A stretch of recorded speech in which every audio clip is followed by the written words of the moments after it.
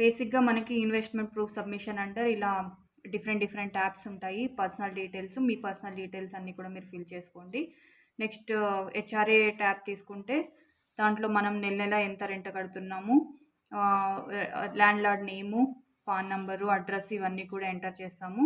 ఇది వచ్చేసి మనము ఏప్రిల్ 2025 నుంచి నెక్స్ట్ మార్చ్ 2026 వరకు డిక్లేర్ చేస్తాము. సో ఇలా మీరు మంత్లీ ఎంత రెంట్ పే చేస్తున్నారో అవన్నీ కూడా డిక్లేర్ చేస్తాము. HRA tab under HRA. So proof submission చేయడానికి ఫస్ట్ సేవ్ చేస్తే మనకి అది ఒక ప్రాంప్ట్ అనేది ఇస్తుంది డాక్యుమెంట్స్ అప్లోడ్ చేయడానికి ఇక్కడ.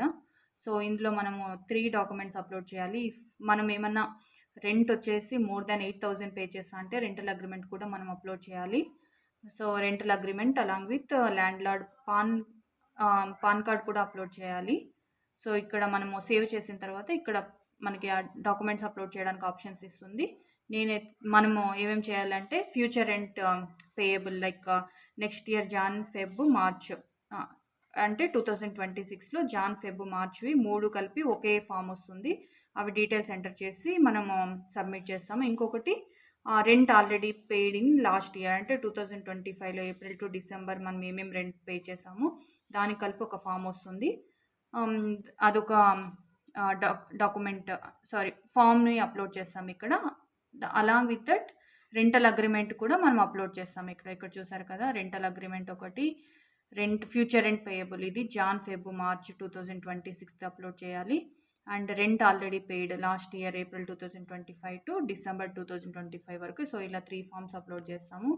This is all about HRA tab. మీకు ఏమైనా హౌసింగ్ లోన్ ఏమన్నా ఉంటే అది డీటెయిల్స్ మనం ఇక్కడ ఇచ్చి దానికి సంబంధించిన ప్రూఫ్ సబ్మిషన్ చేసుకోవచ్చు.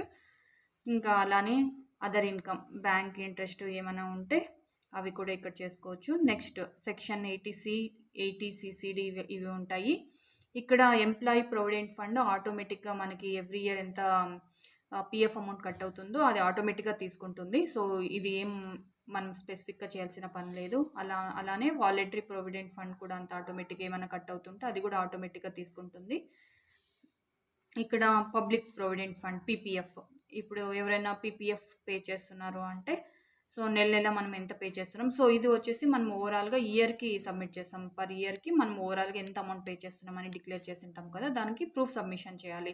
సో మీరు మామూలుగా మీది సపోజ్ ఇప్పుడు మీది హెచ్డిఎఫ్సి బ్యాంక్ అకౌంట్ ఉంటే హెచ్డిఎఫ్సి యాప్కి లాగిన్ అయ్యి అక్కడ స్టేట్మెంట్ డౌన్లోడ్ చేసుకోండి. లైక్ ఏప్రిల్ 2025 నుంచి టిల్ డేట్ వరకు స్టేట్మెంట్ డౌన్లోడ్ చేసుకొని దాన్ని సబ్మిట్ చేయండి ప్రూఫ్గా.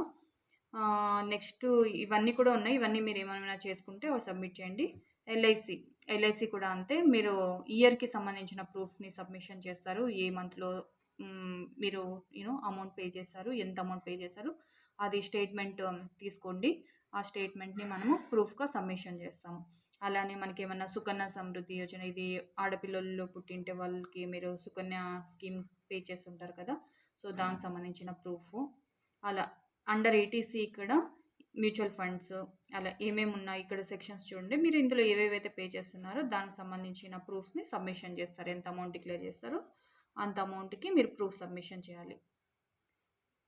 సో అలా అన్నీ చేసిన తర్వాత మనం ఫైనల్గా సబ్మిట్ అండ్ ప్రివ్యూ కొడితే మనకి ఫామ్ అనేది జనరేట్ అవుతుంది. అందులో మీ సిగ్నేచర్ చేసి సబ్మిట్ చేస్తారు. ఇది మళ్ళీ హెచ్ఆర్ డిపార్ట్మెంట్ వాళ్ళు వెరిఫై చేసి వాళ్ళకి ఏమన్నా మళ్ళీ మనం సబ్మిట్ చేసిన ప్రూఫ్స్ ఏమైనా సరిగ్గా లేవు అంటే మళ్ళీ మనకి మెయిల్ పెడతారు. సో మళ్ళీ మీరు రీసబ్మిట్ చేసుకోండి. So this is all about investment proof submission. So ఇది ఫామ్ వచ్చేసి మనకి ఏప్రిల్ నుంచి డిసెంబర్ వరకు పే చేసి ఉంటాం కదా, సో దానికి సంబంధించిన ఫామ్. ఇక్కడ డీటెయిల్స్ అన్నీ ఎంటర్ చేసి ఇక్కడ ఓనర్ సిగ్నేచర్ తీసుకొని సబ్మిట్ చేయండి. అలానే ఫ్యూచర్ రెంట్ వచ్చేసి ఇలా ఉంటుంది ఫామ్, జాన్, ఫెబ్, మార్చ్ది. ఇక్కడ ఏమేమి డీటెయిల్స్ ఉన్నాయో అవన్నీ ఫిల్ చేసి మనం సబ్మిట్ చేస్తాము. సో అలా 2 రెంట్ రిసిప్ట్స్ ఉంటాయి. అలానే ఒకటి రెంటల్ అగ్రిమెంట్, 3 ఫామ్ సబ్మిట్ చేస్తాం అండర్ హెచ్ఆర్ఏ. ఈ వీడియో కనుక మీకు ఇన్ఫర్మేటివ్ అనిపిస్తే ప్లీజ్ సబ్స్క్రైబ్ చేసుకొని షేర్ చేయండి. అలానే లైక్ కూడా చేయండి.